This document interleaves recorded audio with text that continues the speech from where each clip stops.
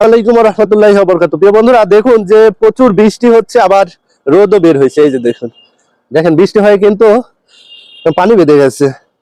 তো আমি কিছু চোখে দেখতে পাচ্ছি না এই মুহূর্তে। তো এখন আমি আপনাদের দেখাবো আমি প্রতিদিন ছাদ বাগান কিভাবে আমি গিয়ে সেই গাছগুলোর যত্ন নেই, সেটা আজকে আপনাদের দেখাবো। চলুন পিছন ক্যামেরা দিয়ে দেখাই।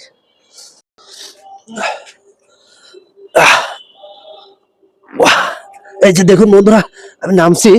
এইভাবে কিন্তু প্রতিদিন আমি এখানে আসি। আসার পরে এই যে দেখুন, এটা হলো রাস্তা। আর এই যে দেখুন, এই এই রাস্তা বয়ে কিন্তু আমি প্রতিদিন আমার সেই গাছের কাছে আমি যাওয়ার চেষ্টা করি। আর আমি প্রতিদিন যাই।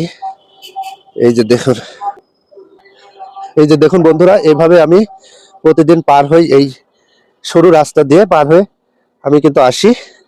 আসার পরে আপনারা দেখুন যে এই যে আমার টব, এই যে আমার গাছ, এই যে গাছ দেখতে পাচ্ছেন, এটাই আজকে আমার লাগানোর কথা ছিল, কিন্তু আপনাদের দেখাই চলুন। এই গাছগুলো মাটির রস রয়ে গেছে, টবগুলোতে মাটির রস থাকার কারণে আমি চাচ্ছি না যে আজকে গাছগুলো লাগাই। যদিও আমার 7 দিন পর গাছ লাগানোর কথা ছিল। এই যে আমার অস্ট্রেলিয়ান বেদেনার গাছটি দেখতে পাচ্ছেন, এই টবে দিব। তো এটা আসলে এই মুহূর্তে সম্ভব না।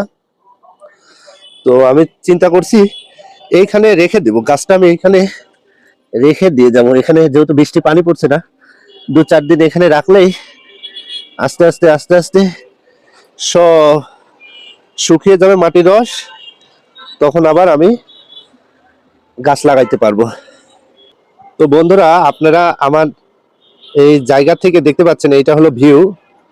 এমন সুন্দর জায়গা আসলে যদি ছাদ বাগান হয় কেমন হবে, আপনারা একটু কমেন্টে জানাবেন অবশ্যই। এই যে দেখুন, এটা হলো ভিউ, এটা হলো আমার ছাদ বাগান থেকে ভিউ।